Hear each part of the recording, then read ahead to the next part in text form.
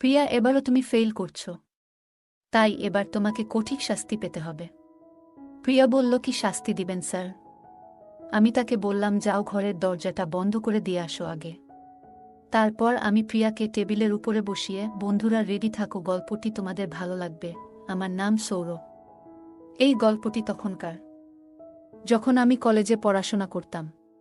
পড়াশোনায় আমি ভালোই ছিলাম, কিন্তু আমাদের পারিবারিক অবস্থা খুব একটা ভালো ছিল না। আমার মাই একমাত্র সঙ্গী ছিলেন, কারণ ছোটবেলায় আমার বাবা মারা যান। মা নিজের শ্রম দিয়ে সংসার চালাতেন, আর আমি সবসময় ভাবতাম কিভাবে মাকে সাহায্য করতে পারি। একদিন আমি ঠিক করলাম আমার শিক্ষকের সাথে বিষয়টি নিয়ে কথা বলবো। তিনি আমার পরিস্থিতি শুনে আমাকে সমর্থন করলেন এবং কিছু কাজের সুযোগ দিলেন। তার সাহায্যে আমি কলেজ শেষে টিউশনি শুরু করলাম, যাতে আমি কিছু টাকা উপার্জন করতে পারি। আমি প্রতিদিন সকালে বিভিন্ন ছাত্রছাত্রীদের বাড়িতে গিয়ে 1 ঘন্টা করে পড়াতাম। ছাত্রীদের পড়ানোর সময় আমি কিছুটা অস্বস্তি বোধ করতাম। এর মধ্যেই একদিন আমার এক ছাত্রের বাবা আমাকে বললেন, আমার মেয়েটি 10ম শ্রেণীতে পড়ে, তুমি যদি ওকে পড়াতে পারো তাহলে আমি কৃতজ্ঞ থাকব। আমি অবাক হলাম, কারণ উনি নিজেই একজন শিক্ষক, তাই মনে করেছিলাম উনিই মেয়েকে পড়াবেন। কিন্তু উনি বললেন, আমার মেয়ে একটু দুষ্টু, আমার কথা খুব একটা শুনতে চায় না। তার কথা শুনে আমি রাজি হয়ে গেলাম। ছাত্রের বাবা খুব ভালো অবস্থায় ছিলেন, তার একটি বড় ব্যবসা ছিল, তাই আমি জানতাম উনি আমাকে ভালো পারিশ্রমিক দিতে পারবেন।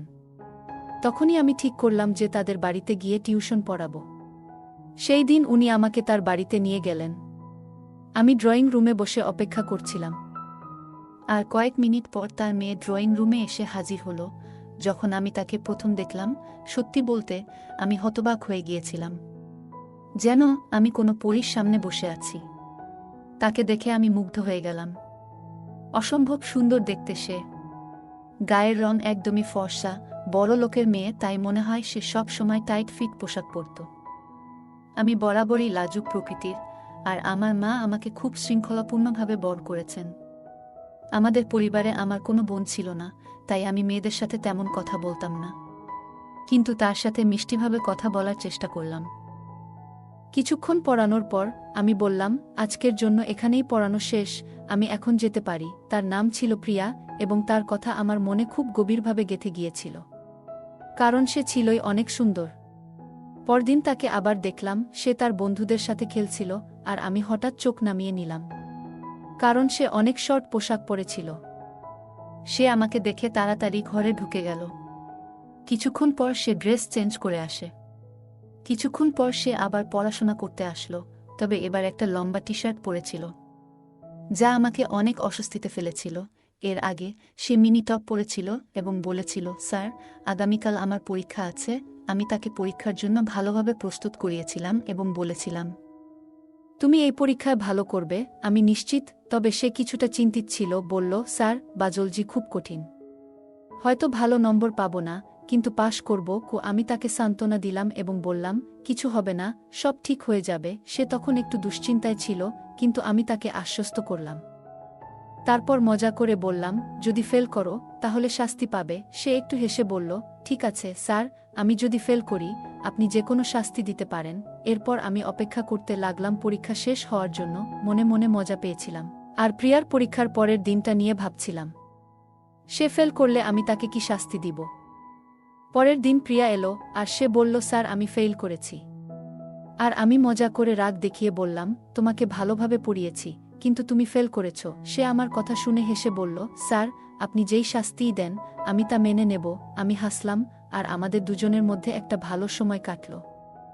প্রিয়াকে দেখে আমার মনের ভেতর একটা অদ্ভুত অনুভূতি জেগে উঠল। আমি তাকে বললাম, শাস্তি পেতে চাইলে তোমাকে আগে ভালোভাবে মনোযোগ দিতে হবে পড়াশোনায়। সে এসে আমার পাশে বসল। তখন আমি তাকে মজা করে জিজ্ঞাসা করলাম, তোমার বয়স কত? সে বলল, 16 বছর, আর আমার বয়স তখন 21 বছর। দিন দিন সে আমার কাছাকাছি বসতে শুরু করে। আমি বুঝতে পারছিলাম, এই বয়সে ওকে শাস্তি দিতে চাওয়া মানে ওর পড়াশোনায় আরও ফোকাস আনতে চাওয়া। আমি বললাম, তোমার পরিবারের কাছে এটা নিয়ে কিছু বলবে না, কারণ আমি চাই তুমি নিজে থেকে উন্নতি করো। সে শান্তভাবে মাথা নাড়ল। হতো সে অন্য কিছু ভাবছিল। আমি মনে মনে ভাবছিলাম, আমার নিজের মনও এদিকে খুব একটা সায় দিচ্ছিল না। ছোটবেলা থেকে মায়ের শেখানো মূল্যবোধ আমাকে থামিয়ে দিয়েছিল। তাই আমি শেষমেশ সিদ্ধান্ত নিলাম, আজ তাকে শাস্তি দেব না, বরং ভবিষ্যতে কোনো ভুল করলে সেখান থেকে শেখার সুযোগ দেব। আমি তাকে পড়ানোর জন্য ফের মনোযোগ দিলাম, আর সে হাসিমুখে পড়ায় মন দিল। এর কিছুদিন পর স্যার আমার কাছে এলেন। তিনি আমাকে বললেন, তোমার সাথে একটা কথা আছে প্রিয়াকে নিয়ে। আমি ভাবলাম, স্যার কি বলতে চাইছেন? স্যার বললেন, আমাকে কয়েকদিনের জন্য বাইরে যেতে হবে। শহরে আমার আর কেউ নেই, তাই আমি চাই আমার মেয়েকে তোমার জিম্মায় রাখি। তুমি তো দায়িত্ব নিতে পারবে, তাই না? আমি মনে মনে অনেক খুশি হলাম। ভাবলাম তাহলে তাকে আমি সারা দিন পাশে পাবো। স্যারের কথায় আমি একটু অবাক হয়ে গেলাম, কিন্তু মনের গভীর থেকে ভাবলাম, যেহেতু মা বাড়িতে আছেন, তাই আমি এই দায়িত্ব নিতে পারবো। আমি স্যারকে বললাম, কোনো সমস্যা নেই, আমি ওকে দেখে রাখবো। স্যার তখন প্রিয়াকে ডেকে বললেন, তোমাকে কয়েকদিনের জন্য সৌরভ স্যার এর কাছে থাকতে হবে। তার মা তোমার দেখাশোনা করবে। তার মুখ চোখ দেখে মনে হলো সেও অনেক খুশি হয়েছে। জানি না কেন, প্রিয়া তার ছোট ব্যাগ নিয়ে প্রস্তুত হয়ে গেল। আর স্যার আমাকে বললেন, দেখো, ও একটু দুষ্টু, কিন্তু তুমি তাকে ঠিকঠাকভাবে পরিচালনা করতে পারবে। আমি আশ্বাস দিলাম, কোনো চিন্তা নেই স্যার। এরপর প্রিয়াকে নিয়ে বাড়ি ফিরলাম এবং মায়ের কাছে রেখে দিলাম, যাতে সে পড়াশোনায় মনোযোগ দেয় আর ভালোভাবে সময় কাটায়। আমি মোটরসাইকেলে ছিলাম, তাই প্রিয়াকে আমার পিছনে বসালাম। তার ব্যাগটি আমার সামনে রাখলাম, যাতে সে আরাম করে বসতে পারে। প্রিয়া আমার কাঁধে হালকা করে হাত রাখল, আর আমি একটু অস্বস্তি অনুভব করলাম, যেন আমার হৃদয়ে দ্রুত ধুকপুক করছিল। যদিও আমি নিজেকে শান্ত রাখার চেষ্টা করছিলাম, মনের মধ্যে অদ্ভুত একটা অনুভূতি হচ্ছিল। মনে মনে আমি নিজেকে অনেক ভাগ্যবান ভাবছিলাম, কারণ এত সুন্দর একটা মেয়েকে আমার বাইকের পিছনে নিয়ে যাচ্ছি। পুরোটা পথ সে আমার অনেক কাছাকাছি বসেছিল। তাই বাড়ি ফিরে আম্মার কাছে সব খুলে বলার সিদ্ধান্ত নিলাম। আমি মাকে ডেকে বললাম, আম্মা, তোমার সাথে কিছু গুরুত্বপূর্ণ কথা আছে। তারপর আমি মাকে সব খুলে বললাম। মা আমাকে জিজ্ঞেস করলেন, তুমি জানো তো আমি তোমার চাচাতো ভাইজের বিয়েতে যাচ্ছি, যা অন্য শহরে হচ্ছে। আমি ৩-৪ দিন পরেই ফিরব। কিন্তু তুমি প্রিয়াকে নিয়ে এসেছ, আর আমি না থাকলে ও এখানে কিভাবে থাকবে? মায়ের কথা শুনে আমার মনে পড়ল যে বিয়ের কথা আমি একদম ভুলে গিয়েছিলাম। এখন কি করব, এটা ভেবে কিছুটা অস্বস্তি হচ্ছিল। আমি মাকে বললাম, আম্মা, এখন তো প্রিয়ারও বাবা শহরের বাইরে, তাকে ফেরত পাঠানো সম্ভব না। তুমি যদি বিয়েতে যাও, আমি ওর দেখাশোনা করব। মনের ভিতর আমার অনেক কল্পনা জাগতে শুরু করল। কিভাবে একই বাড়িতে আমরা দুজন থাকব, প্রিয়া এটা কিভাবে নিবে? মা কিছুটা চিন্তিত হয়ে বললেন, এলাকার মানুষ কি বলবে? তুমি এটা করতে পারবে না। আমি মাকে বুঝিয়ে বললাম, মা, তুমি কেন এত চিন্তা করছো? তুমি আমার উপর ভরসা রাখো, আমি সবকিছু ঠিকঠাকভাবে সামলে নেব। তুমি নিশ্চিন্তে বিয়েতে যাও, আমি আমার দায়িত্ব ঠিকমতো পালন করব, আর তুমি আমার উপর পুরোপুরি বিশ্বাস রাখতে পারো। মা শেষমেশ আমার উপর বিশ্বাস রেখে বিয়েতে চলে গেলেন, আর প্রিয়া আমার সাথে থেকে গেল। রাতের বেলা প্রিয়া জিজ্ঞেস করল, স্যার, আপনার মা এখনো আসেনি? আমি তাকে আশ্বস্ত করে বললাম, না মা, খুব তাড়াতাড়ি ফিরে আসবে, চিন্তা করো না। পরের দিন ছুটি ছিল, তাই প্রিয়ার পড়াশোনার ব্যাপারে কিছুটা ফাঁকি দিতে চাইল।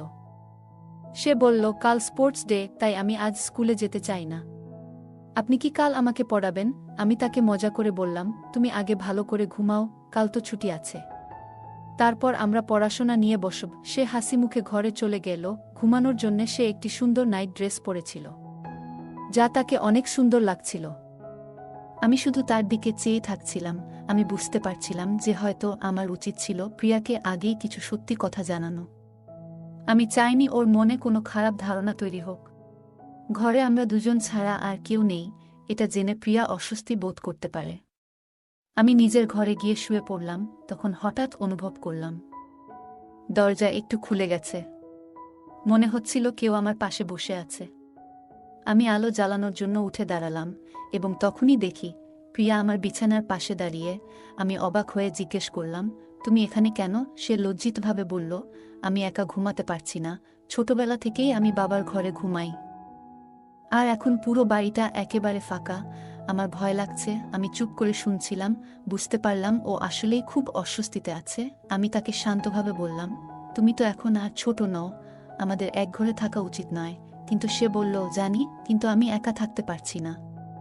খুবই অসহায় লাগছে। রাতে একা ঘুমানো আমার পক্ষে সম্ভব নয়।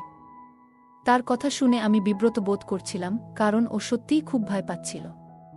আর মনে মনে ভাবছিলাম তার মনে কি কিছু চলছে নাকি। আবার আমি পরিস্থিতি সামাল দিতে বললাম, ঠিক আছে, আমি কিছু একটা ব্যবস্থা করি। তারপর আমি মেঝেতে একটি কম্বল পেতে দিলাম এবং বললাম, তুমি বিছানায় শুয়ে পড়ো আর আমি মাটিতে ঘুমাবো।